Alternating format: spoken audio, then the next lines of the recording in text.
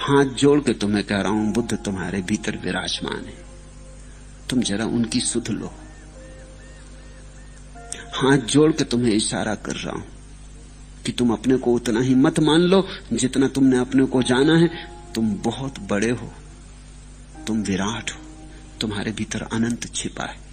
तत्वमसि, वह जिसकी तुम खोज कर रहे तुम्हारे भीतर बैठा। तुम मंदिर हो, प्रभु के मंदिर। तुम्हें पता नहीं है ये और बात, लेकिन तुम जमीन पे बैठे हो, वहां खजाना गड़ा है। एक गांव में ऐसा हुआ, एक भिखारी मरा, 30 साल एक ही जगह बैठ के। तो पड़ोस के लोगों ने सोचा कि इसके सब चीथड़े जला दो, इसके सब बर्तन फोड़ के फेंक दो, कुछ खास थे भी नहीं।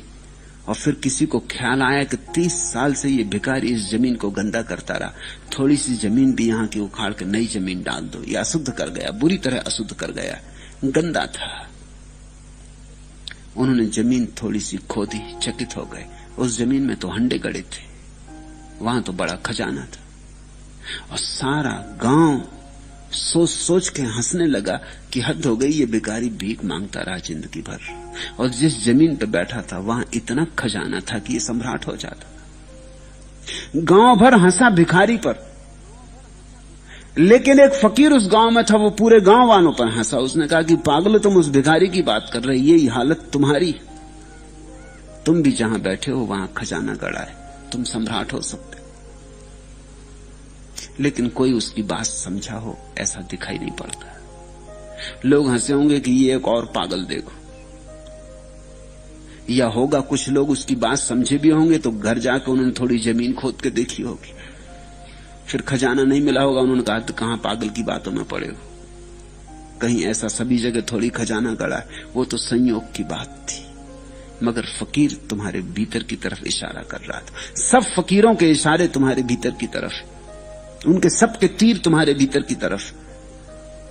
किसी से पूछो, एक ही रास्ता बताते हैं, भीतर जाओ, अपने में आओ, बाहर भटकती आंख को जरा भीतर मोड़ो।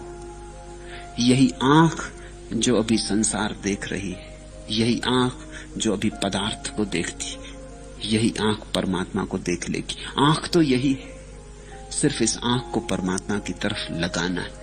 उस लगाने का नाम ध्यान है। तुम्हारे हाथ जोड़ता हूं ताकि तुम्हें याद आ जाए, ताकि तुम्हें भूल ना जाए, तुम्हें याद बनी ही रहे, रोज रोज याद आ जाए कि तुम्हारे भीतर कोई परम आराध्य बैठा है। यही याद सघन होगी तो तुम बदलोगे, रूपांतरित होगे। तुम्हारे भीतर क्रांति इसी याद की सघनता से हो सकती है।